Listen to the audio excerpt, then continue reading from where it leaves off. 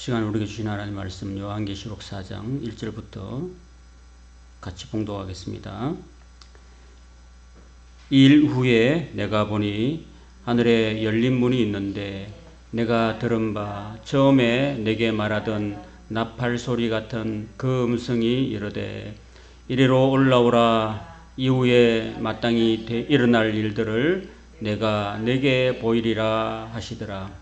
내가 곧 성령에 감동되었더니 보라, 하늘에 보좌를 베풀었고 그 보좌 위에 앉으신 이가 있는데 앉으신 이의 모양이 벽옥과 홍보석 같고 또 무지개가 있어 보좌에 둘렀는데 그 모양이 녹보석 같더라.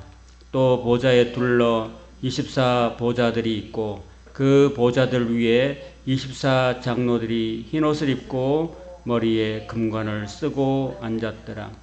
보좌로부터 번개와 음성과 우레소리가 나고 보좌 앞에 켠 7 등불이 있으니 이는 하나님의 7 영이라. 보좌 앞에 수정과 같은 유리바다가 있고 보좌 가운데와 보좌 주위에 4 생물이 있는데 앞뒤에 눈들이 가득하더라. 그 첫째 생물은 사자 같고 둘째 생물은 송아지 같고 셋째 생물은 얼굴이 사람 같고 독수리 같은데 4 생물은 각각 6 날개를 가졌고 그 안과 주위에는 눈들이 가득하더라.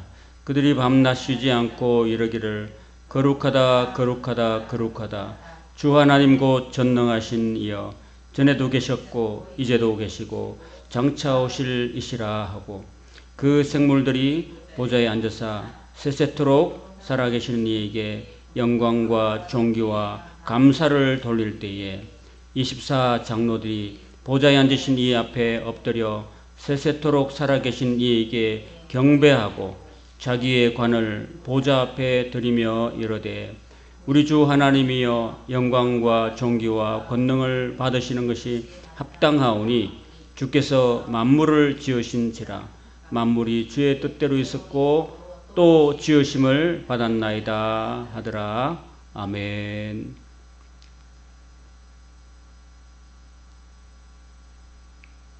오늘 4장에는요, 4장과 5장에는 천상 예배를 보여주고 있습니다. 이제 우리가 2장과 3장을 통해서 아시아 7교회에 주님께서 주신 말씀들이 있잖아요. 있는데 이제 4장에 들어오면은 이제 요한을 이제 혼자 부릅니다. 하나님께서 이리로 올라오라고 불러가지고 보니까 하늘에 열린 문이 있었다는 것입니다. 이것 때문에 열린 문이라는 교회가 많죠. 제주도에도. 이 하늘에 열린 문이 있는데 이 문으로 누가 들어갔냐면은 사도 요한 딱 한 사람이 들어가가지고 이리로 올라갔죠. 그죠? 올라갔는데 어떻게 이동했느냐면요. 사도 요한이 이동할 때 이 방법이 2절에 나오는데 내가 곧 성령에 감동되었다 그랬습니다. 성령에 감동돼 가지고 하늘 열린 문을 들어갔다라는 것입니다. 그래서 4장에서 이제 4장에서 등장하는 건 이제 딱 성령에 감동돼서 이제 사도 요한이 하늘에 딱 가보니까 그 하늘에서 뭐 하고 있었느냐 하면은 하나님께 예배하는 그런 장면을 봤다는 것입니다. 그래서 천상 예배 광경을 쭉 봤다는 거예요. 그게 다예요. 여기 뭐 달리 해석하거나 할 게 없고 우리가 11절까지 읽었는데 5장에도 계속해서 이어지고 있는데 4장에만 보면은 사도 요한이 여러분 저는 말씀을 보면서 그러게요. 사도 요한이 세베대의 아들 야고보와 요한이 있는데 그 야고보는 빨리 죽었어요. 빨리 순교했습니다. 헤롯에서 칼에 죽고 이 요한이 지금 요한계시록 받을 때가 한 90살 좀 넘었던 그런 나이였었어요.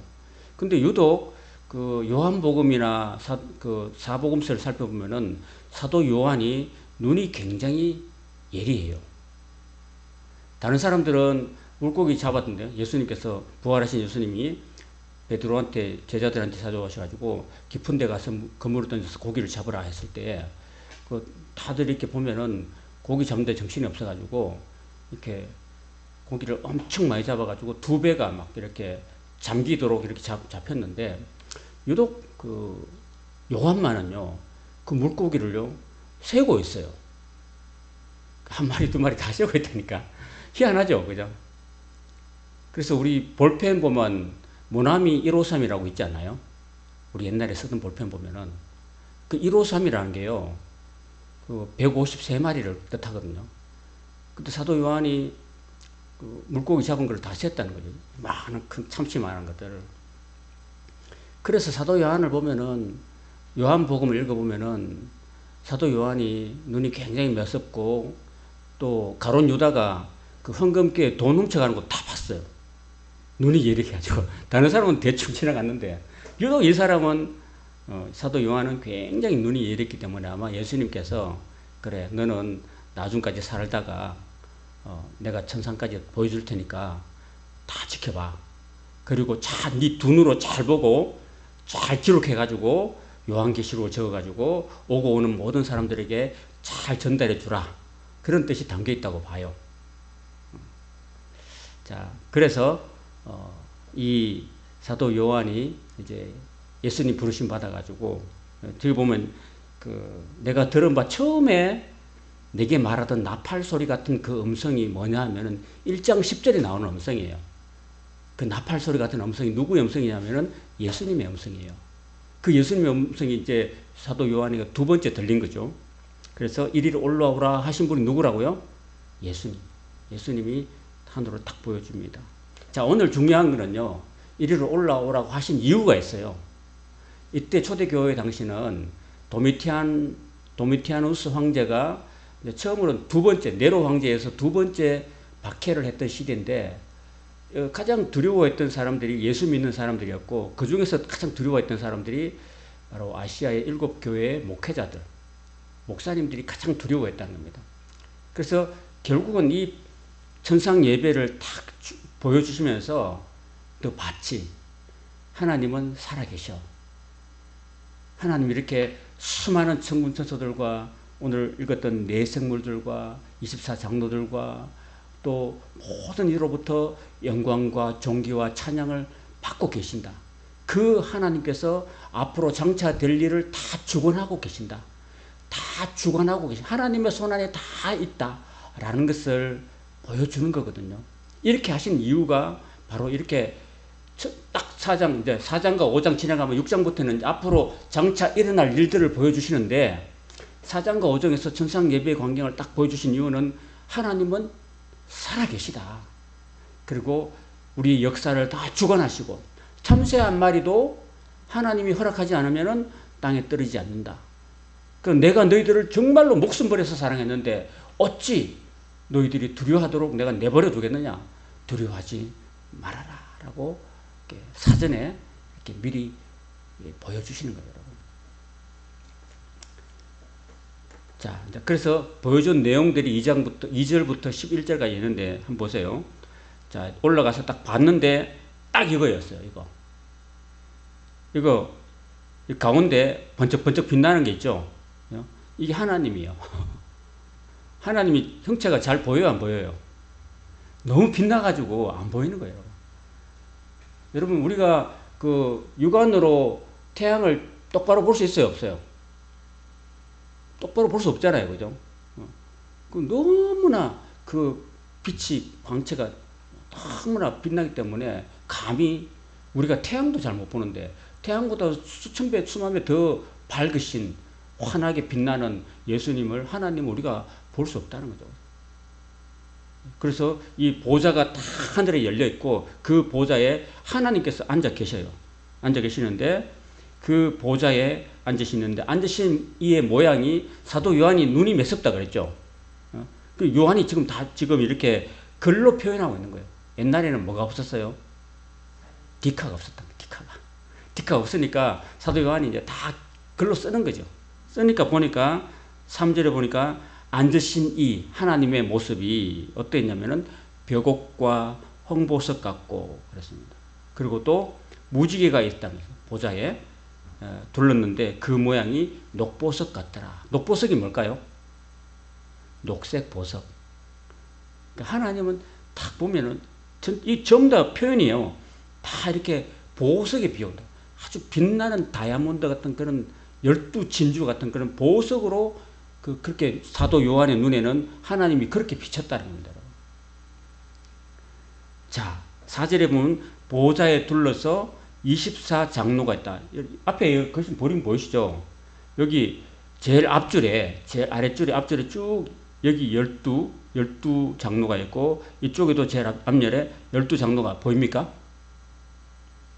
이게 24보좌가 있는데 이 보좌에 있는 이 장로들이 누굴까요?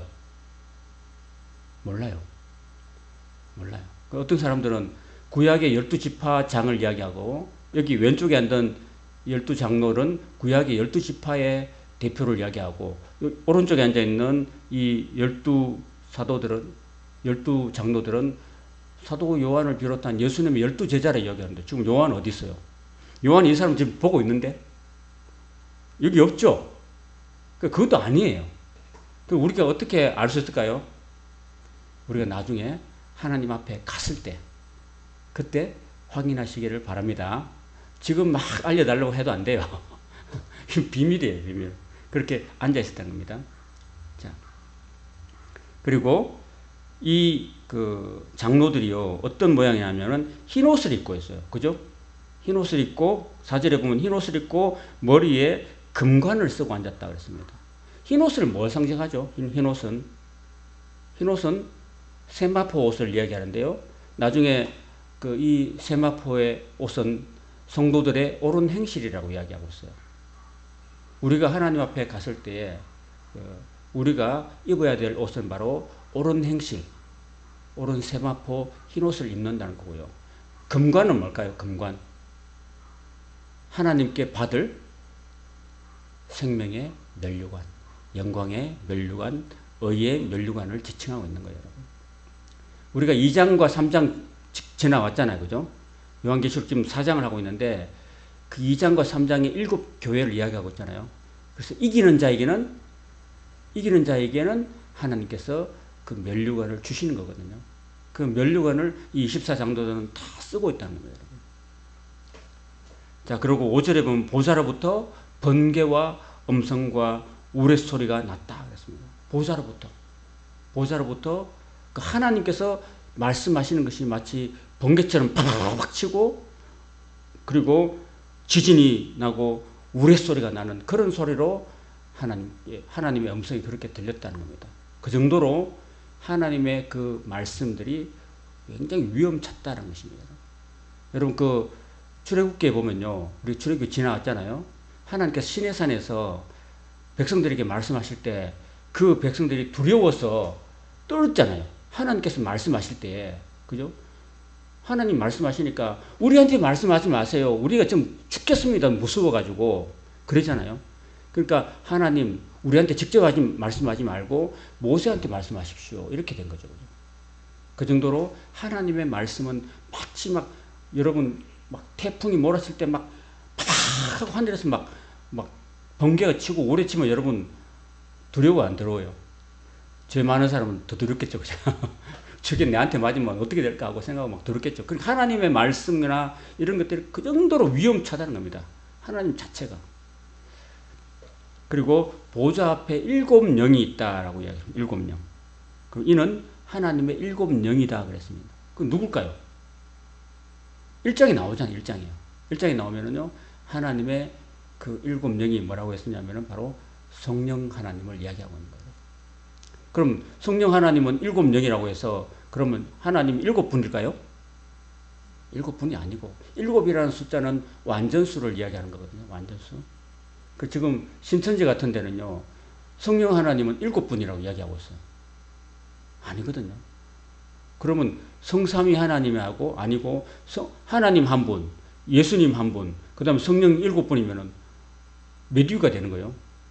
성삼위가 아니고 성구위가 되는 거죠. 그건 엉터리 아닌 거거든요. 그래서 하나님의 7영이라는 것은 완전한 7눈을 가진 완전한 그런 하나님의 모습을 상징하고 있는 거거든요. 그 다음에 6절에 보면 보좌 앞에 수정과 같은 유리바다가 있다 그랬습니다. 이 수정과 같은 유리바다는 이제 요한계시록 앞으로 볼 텐데 15장 2절에 보면요. 그 구원받은 백성들이 건너가요. 수정과 같은 유리바다를 건너가네요. 그러니까 마지막 나팔에 우리 성도들의 몸이 아까 우리 사도신경에 보면은 몸의 부활과 영생을 믿습니다. 그렇게 고백하잖아요. 우리가 언제 부활하느냐면은 예수님께서 이 땅에 다시 오실 때에 예수님께서 다시 재림하실 때 그때 죽은 자가 주 안에서 죽은 자가 다시 신령한 몸으로 죽지 아니할 몸으로 썩지 아니할 몸으로 신령한 몸으로 부활하는 거거든요. 그 부활에서 어디로 가느냐면 바로 불이 섞인 유리바다 건너편으로 간다고 되어 있었거든요. 그리고 그게 어디냐? 바로 하나님 보좌 앞이라는 겁니다. 하나님 보좌 앞에. 그리로 우리가 간다라는 겁니다, 여러분. 그리고 보좌 가운데, 자, 보좌 제일 앞에 여러분 뭐가 있어요? 여기 커서 보입니까? 이 커서 보여요? 커서 안 보여요? 여기 작동 안 되네. 여기 보면은 네 생물이 보입니까? 앞에. 제일 앞에 이건 뭐 같이 보여요? 7절 한번 보시죠. 7절 한번 보시죠. 7절 같이 읽어보겠습니다. 시작. 그 첫째 생물은 뭐 같다고요? 사자 같다. 자, 이 왼쪽에 이게 사자예요, 사자. 이 제일 왼쪽에 이게 사자고요. 그 다음 둘째 생물은요? 그 둘째 생물은 뭐 같다고요? 송아지. 네, 송아지. 네, 송아지. 그 다음에 그 셋째 생물은요? 얼굴이 사람 같고. 사람 같죠, 이게? 그 넷째 생물은요? 날아가는 독수리 같다고 그랬죠, 그죠? 그럼 독수리입니까? 독수리 아닙니까? 독수리 아닌 거죠, 그죠? 독수리 같다라는 말은 독수리 같이 생겼다는 말이지 독수리라고 이야기하는 거죠. 사람 같다는 말은 사람입니까? 사람이 아닌 겁니까? 사람 같이 생긴 거죠, 그죠? 생긴 게. 사자 같다는 말은 사자처럼 생긴 거고. 그렇다는 거죠. 송아지 같다 그러면 송아지가 아니고 송아지처럼 생겼다는 겁니다. 그렇게 이 네 생물이 어디에 나오느냐면요. 바로 에스겔서에 나와요. 에스겔서 1장에 보면요. 그 에스겔에게 하나님이 나타나셔요.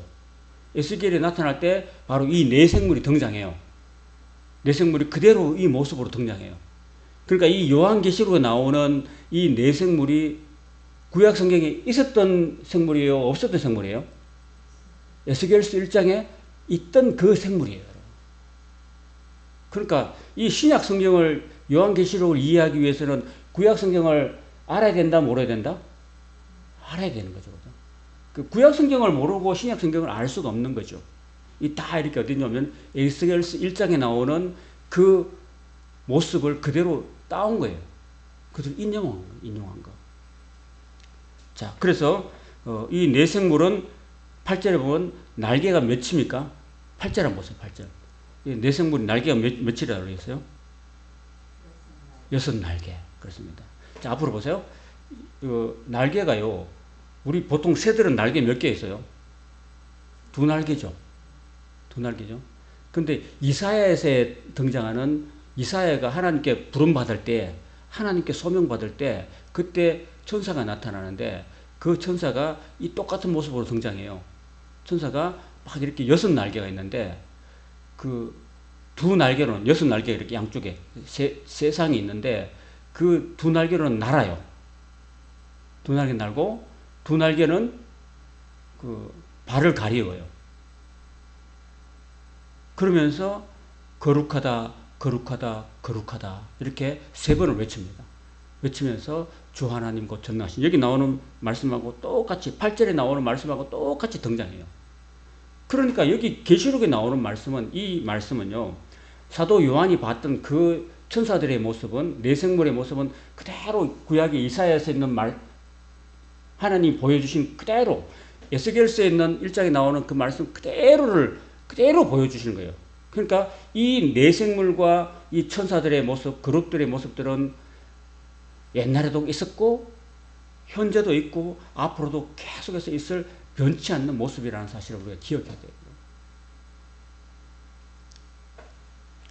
혹시 여러분 나중에 천사 볼 때 날개가 뭐 몇 개지? 이렇게 할 거 없고 그냥 6개다라고 생각하면 되고요. 그리고 또 어떨 때 보면은 날개가 4개인 천사도 있고요. 또 어떨 때 보면 날개가 2개인 천사도 있어요. 그건 너무 헷갈리지 마시고 아 있구나. 4개든 두 개든 여섯 개든 있구나라고 생각하시면 되는 겁니다. 자, 그 다음에 그 생물들이 보좌에 앉아서 세세토록 살아계신 이에게 영광과 존귀와 감사를 돌렸다 그랬습니다. 이 네 생물이 하는 일이 하나님께 예배하고 찬송하고 감사하고 영광을 돌리는 게 뭘까요? 하나님께 예배했다는 겁니다.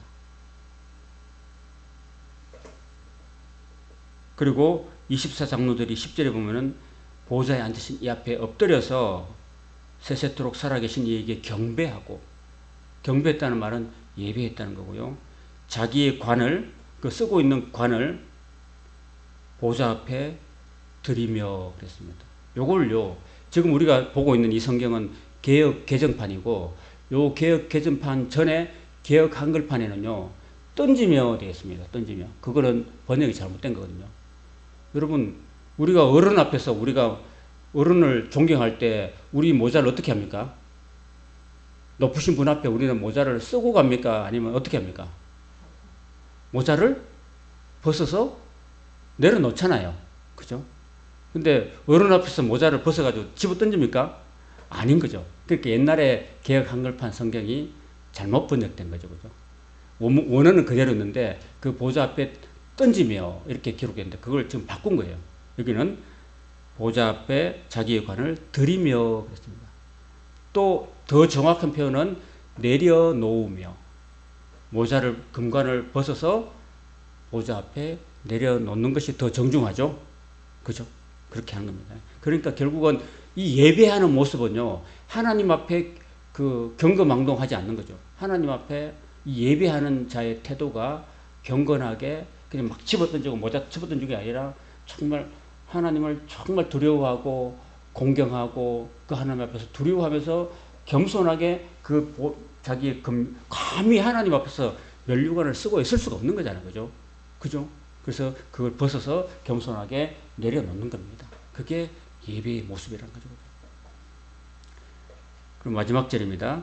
우리 주 하나님이여 영광과 존귀와 권능을 받으시는 것이 합당하오니 주께서 만물을 지으신지라. 만물이 주의 뜻대로 있었고 또 지음의식을 받았습니다. 라고 이렇게 예배하는 모습을 누가 봤다고요? 사도 요한이 봤다라는 거죠. 자, 이제 말씀을 정리합니다. 사실 이거는 이 4장은요, 아까 제가 보여드렸던 그 그림 한 장이면 끝나요, 사실은. 근데 중요한 거는, 왜 하나님이 요한한테 이걸 보여주시는가를 알고 넘어가는 게 제일 중요한 거죠. 그러니까 제가 서두에 언급했는 것처럼 지금 현재 예수를 믿는 것 때문에 잡혀가고 또 박해를 당하고 때로는 죽임을 당할 수 있는 그런 상황에서 두려워하고 떨고 있는 초대교회 목회자들과 성도들, 그들을 위해서 하나님께서 요한을 불러가지고 천상 예배를 보여주시면서 봐라, 내가 살아있다. 지금 살아있어 내가 모든 이로부터 영광과 존귀와 예배를 받고 있다. 그런 내가 앞으로 장차될 일을 보여줄게 라고 하시면서 그 장차되는 모든 일들을 요한계시록 6장, 7장, 8장, 9장, 10장부터 22장까지 다 파노라마로 보여줍니다. 이렇게 보여줘요. 보여주면서 봐라, 내가 바로 역사의 주관자고 내가 역사의 최후의 승리자가 된다. 너희들 두려워하지 말아라. 내가 너희들을 지켜주고 너희들과 함께 할게. 힘내라 라고 사도 요한을 보내가지고 이걸 네 본거를 다 써가지고 그 교회들에게, 아시아 7교회들에 다 가가지고 전해줘라. 두려워하지 말라. 두려워하지 말라 라고 이렇게 부탁하는 장면인 겁니다. 여러분. 오늘 저와 여러분의 삶의 현장에서도요, 주님은 우리를 불꽃 같은 눈으로 지켜보시고 계시는 거죠. 그죠? 하나님은 눈이 몇 개고요? 7개나. 아까 그리고 그 네 생물은요, 우리가 봤지만은 눈들이 가득하더라고요. 눈들이 가득하다. 그 눈들이 가득하다는 말은 쉽게 말하면 잘 본다는 거거든요. 잘 본다. 우리는 사람은 눈 2개밖에 없잖아요. 우리는 눈 두 개인데 이제 노안이 와가지고 이 앞에 것도 잘 안 보이는데 이 하나님의 눈은요 온 천지 사방에 다 있기 때문에 잘 보시고 저와 여러분의 처한 상황, 여러분의 마음까지도 다 읽으시는 그런 눈을 가지고 계신 거죠. 그 우리의 형편과 처지를 다 아시는 주님께서 아신다고 그래요.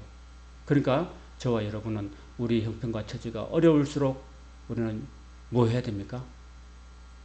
하나님께 나와가지고 여러분의 어려운 사정을 내어놓고 주님 도와주세요. 도와주세요라고 여러분이 기도하셔야 되는 거죠. 자, 오늘 팁 하나 드릴게요. 우리가 받지 못하는 이유가 있어요. 하나님의 은혜와 능력을 받지 못하는 이유. 첫 번째는 우리가 구하지 않는 거죠. 하나님은 살아계시고 불꽃 같은 눈동자로 우리를 지켜보시고 우리를 도우시려고 하시는 분인데 왜 우리가 도움 못 받느냐? 뭐 하기 때문이라고요? 구하지 않기 때문이에요. 그래서 우리가 성도의 특권은 바로 우리의 형편과 처지, 우리가 어려움이 닥치고 고난이 닥치고 아픔이 닥치고 내 인간의 힘으로 해결할 수 없는 그런 문제가 닥칠 때 뭐 해야 되냐면 하나님께 나와서 하나님 앞에 도우심을 구해야 되는 거죠. 기도를 잘하고 못하는 것이 아니라 내가 하나님께 나와서 하나님 내 사정이 이렇습니다. 주님 저를 도와주세요. 나는 힘이 없습니다. 나는 가진 돈도 없고 가진 지혜도 부족합니다. 능력도 부족합니다. 하나님 나를 불쌍히 여겨주시오. 나를 도와주세요. 이 공격에서 나를 건져주세요 라고 그런 마음으로 하나님께 아뢰는 거죠. 그래야지 하나님이 우리의 기도를 들어주실 줄 믿습니다. 그래서 기도가 필요한 거고, 두 번째는 얻지 못하는 것은요 자기 욕심대로 쓰려고 잘못 구한다고 했습니다.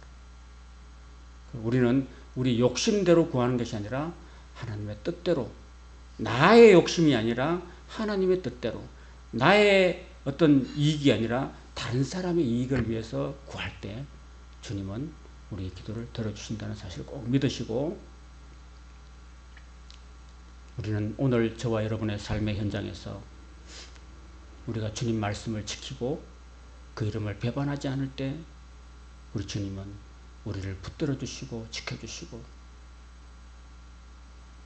다윗의 열쇠를 가신 그 분께서 저와 여러분의 모든 삶에 필요한 것들을 다 채워주시고 공급해 주실 줄로 믿습니다.